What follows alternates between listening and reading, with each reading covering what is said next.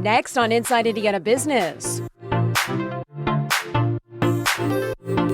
Momentum building in Indiana's capital city. Big projects on the horizon. A new high-rise hotel, new life for the old city hall, a multi-billion-dollar hospital expansion, and much more growth. We look at the next chapter for downtown Indianapolis. Community Health Network taking a giant leap forward in caring for cancer patients. Details on new treatments in the works designed to save lives. And we head to one of Indiana's sweet spots, Hagerstown, home of an iconic candy that's still going strong after more than 130 years in business. For 25 years, we have been Indiana's business news leader. This is IBJ Media's Inside Indiana Business with Gary Dick. Presented by Elevate Ventures and Indiana University. Hello and welcome to Inside Indiana Business. I'm Gary Dick, on location this week in downtown Indianapolis along Georgia Street, which continues to be a very busy place. The Big Ten Football Championship just hosted at nearby Lucas Oil Stadium. And now the Performance Racing Industry Show, PRI, one of the 5 largest shows each year in Indianapolis when it comes to conventions. You know, as 2023 winds to a close, thoughts turn to what's next for the Indianapolis region and downtown Indianapolis. This week, Inside Indiana Business, IBJ Media, and the Indiana Economic Development Corporation held the 7th and final Engage Indiana event for 2023 before a packed house of nearly 700 people at the JW Marriott in downtown Indy. Business and community leaders quick to talk about what they say are the region's hot button issues. Top challenge here is still workers. You know, it may be lessening around the country, but it's still significant here. Talent continues to be one of the top challenges. That's not only finding people, retaining people, and just ensuring as we look ahead, as growth continues, we have the right talent in place. Everybody's looking for net migration into the community, and so that is why we are out promoting the state of Indiana all the time, and central Indiana, to talk about what a great place it is to live, work, raise a family. But an overarching issue, what's next for downtown Indianapolis? The heart of the region continues to recover from the devastating impact of the pandemic and social unrest in 2020. But there are indications that traffic in downtown Indianapolis is nearing a return to pre-pandemic levels. In some cases, it's already there. And some suggest a pipeline of projects is about to fuel a resurgence like never before. Case in point, work has begun at the former Diamond Chain site near Lucas Oil Stadium on the $1 billion 11 Park, an ambitious riverfront multi-use development anchored by a 20,000-seat stadium for the Indy 11 professional soccer team. Just across the White River, connected by a bridge, will be the $100 million Elanco corporate campus on a portion of the former GM stamping plant site. There will be another major expansion of the Indiana Convention Center, connected by skywalk to a 40-story, 800-room Signia by Hilton hotel, downtown's second headquarters hotel, along with restaurants and retail. A few blocks east on Georgia Street, the $400 million makeover of Gainbridge Fieldhouse is part of a transformation underway on the Near East side of downtown. And the $140 million redevelopment of the old City Hall is to include a 32-story mixed-use tower with a 21C boutique hotel and art museum, as well as apartments, condos, and retail space.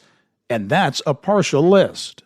And joining me now with more on the potential impact of a resurgence in downtown Indianapolis, pleased as always to be joined by Chris Gall, Executive Vice President at Visit Indy. Chris, thanks for joining us. Thanks for having me on, Gary. Well, let me ask you, because I just enumerated a number of projects, a huge pipeline that is building here in downtown Indianapolis. Folks have been concerned about the future of downtown coming out of the pandemic and the social unrest, the challenges.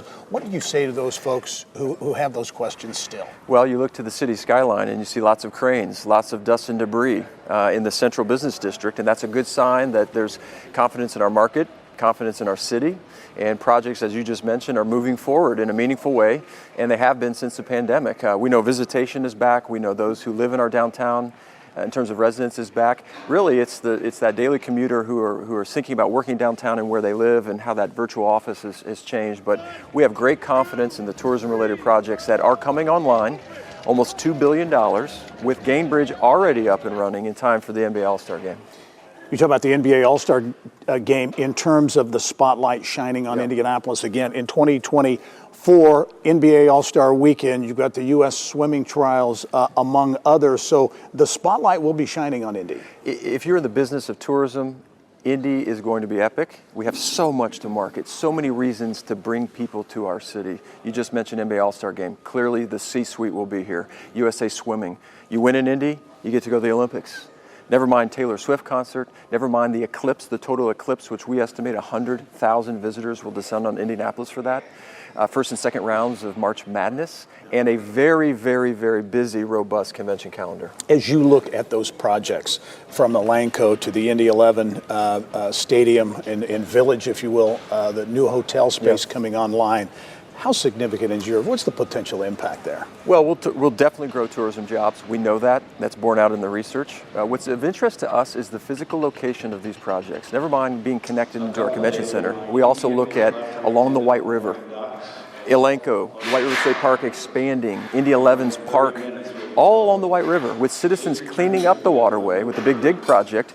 That'll be a navigable, very recreationally safe place to swim and be along the river. And so all those projects along the river is very appealing to us from a tourism perspective. You talk about the river. As you look at the future of downtown Indianapolis, a lot of people think the river will be a big part of that. I know you and others were part of a delegation going internationally, right? Study mission to Singapore. And you might say, why around the world? Because we are deserving of a first-class activation and development along our White River.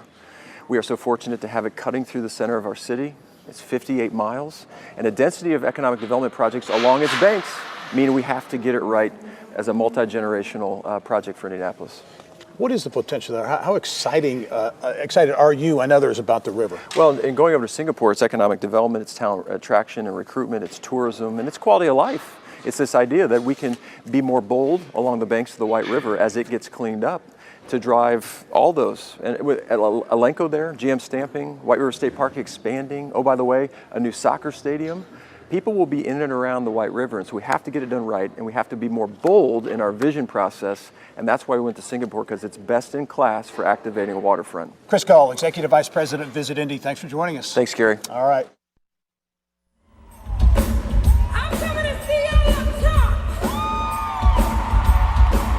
Well, Indianapolis certainly known for hosting big conventions, but in 2024, it's also going to be a popular place for concerts. News this week that Grammy Award winner Pink will return to Indy next year for a Lucas Oil Stadium show that will be opened by Rock and Roll Hall of Famer Sheryl Crow. The latest addition to a Lucas Oil concert card that includes 3 shows by Taylor Swift.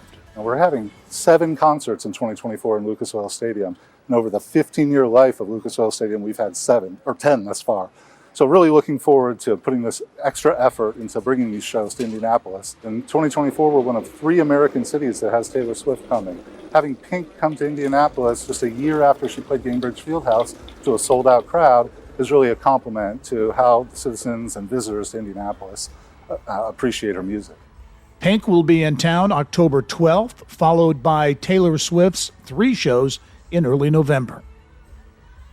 Well, big news in northern Indiana this week out of the University of Notre Dame as the university named its 18th president.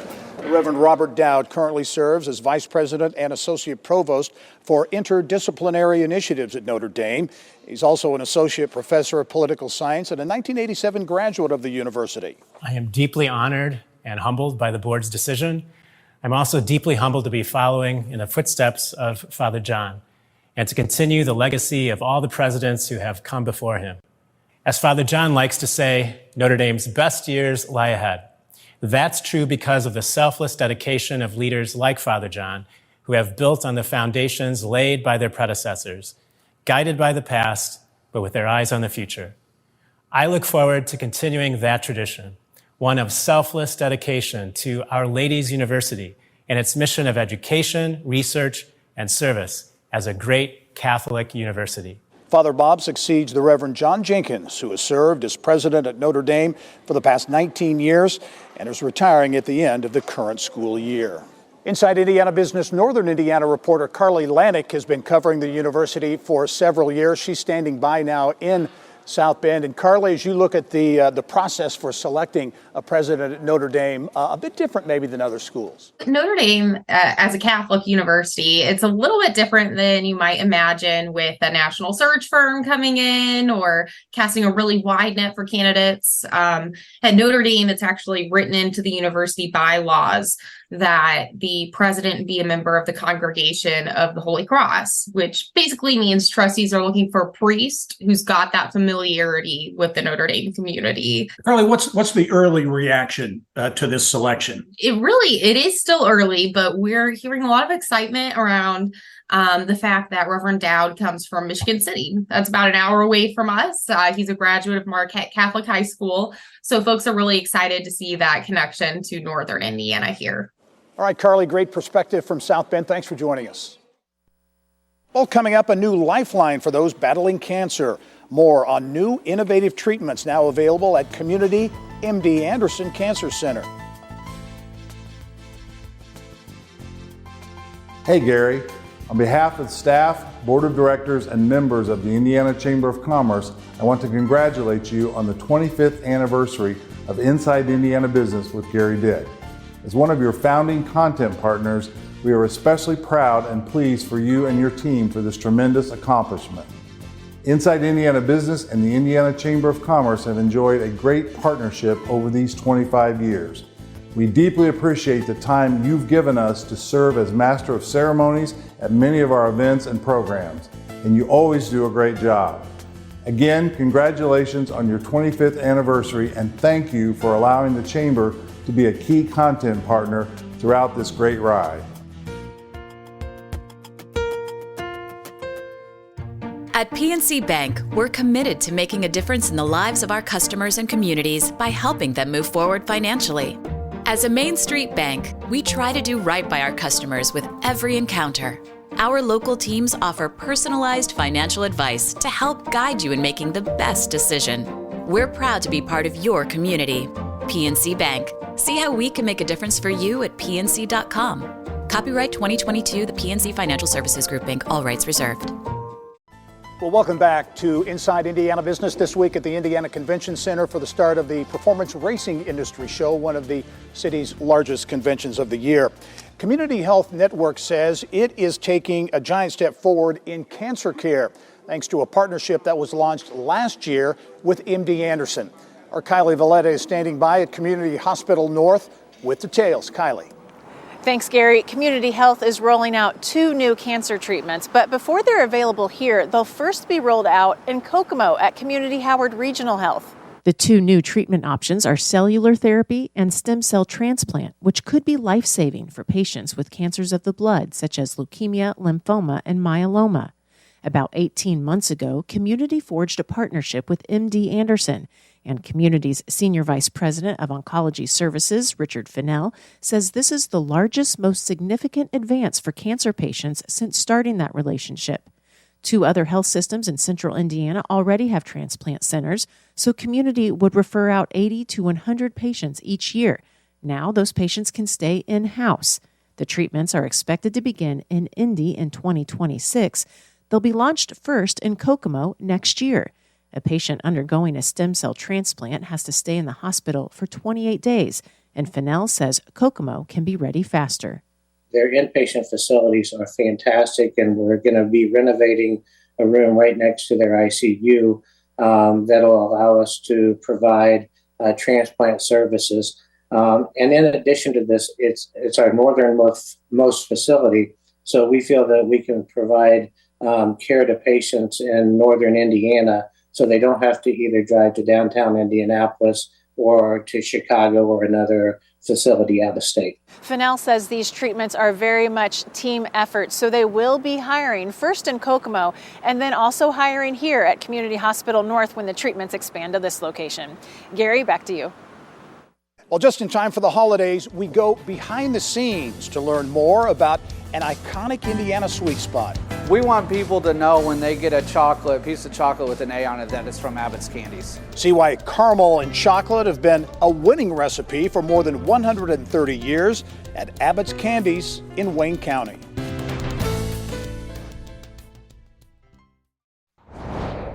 Here's what's making news around Indiana, brought to you by the Indiana Association of Realtors, Indiana's 21,000 realtors, the neighbors you know, the experts you can count on.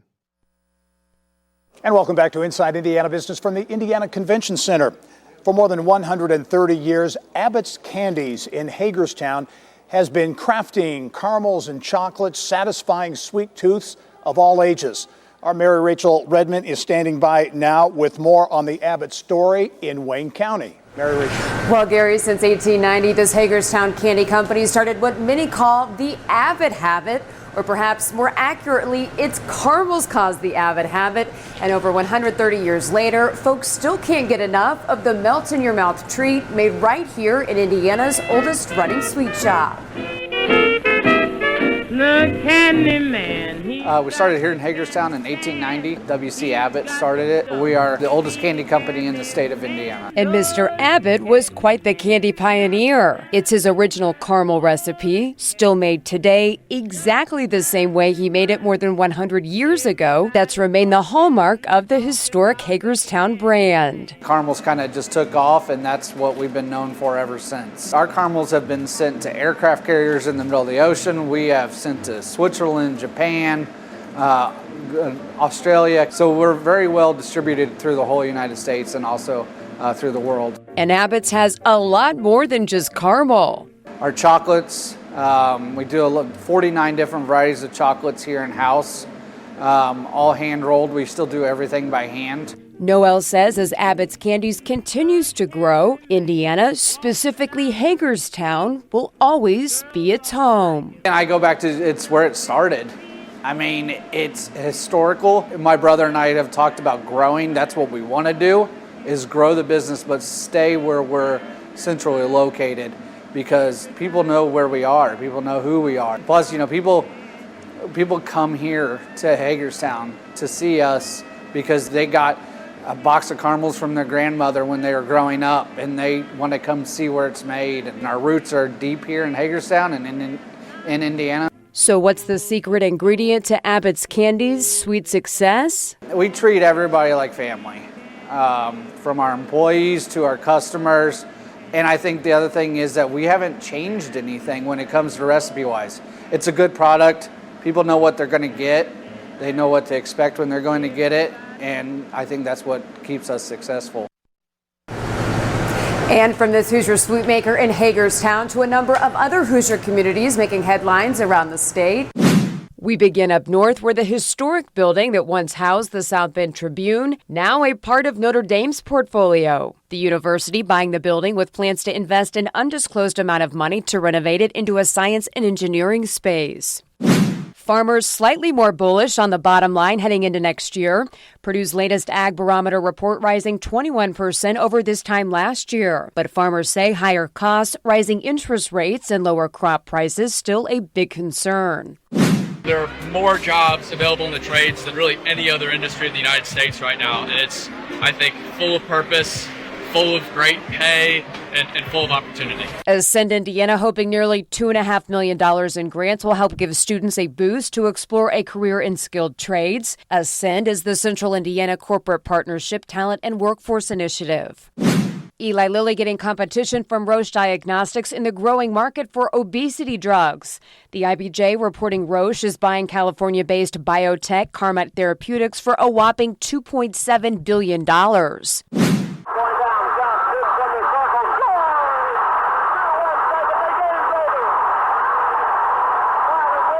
Oh, the Milan Miracle, a classic moment in Hoosier sports. And now the trophy awarded to the 1954 Milan State High School championship team has a new home, sitting front and center at a new space inside Milan High School. That does it for me here in Hagerstown. Gary, back to you. All right, Mary Rachel, thank you. Well, Indiana's oldest city and the home to Indiana's oldest college In the spotlight this week on the Business and Beyond podcast, Vincennes, nestled along the Wabash River in southwest Indiana, is home to Vincennes University, a two-year school that continues to make a big mark on the Indiana workforce and economy. Because we're so connected to manufacturing sector, so connected to the logistics sector, the aviation sector.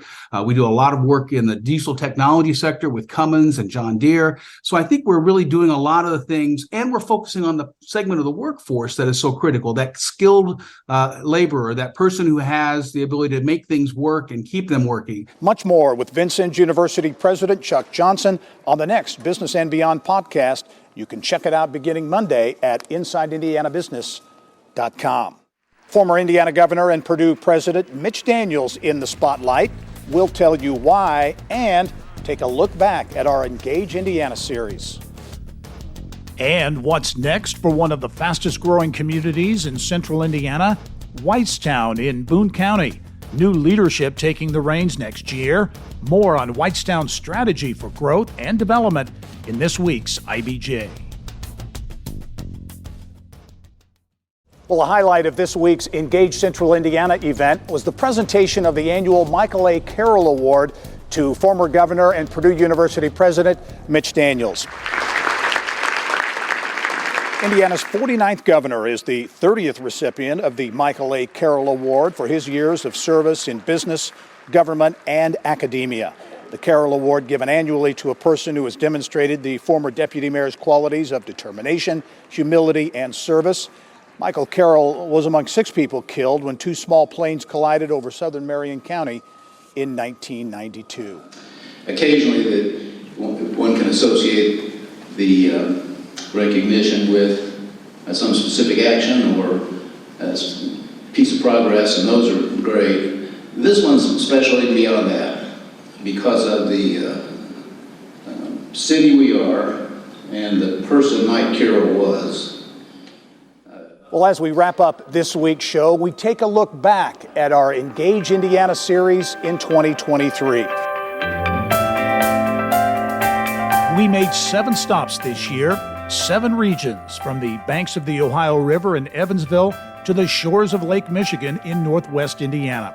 South Bend, Fort Wayne, Lafayette, West Lafayette, Terre Haute, and Indy, all part of our 2023 tour. And next year, we're adding Muncie and Jeffersonville. 9 stops, 9 regions, hitting every corner of the state. And we look forward to seeing you as we engage Indiana. I'm Gary Dick. Thanks for joining us. Go out and make it a successful week.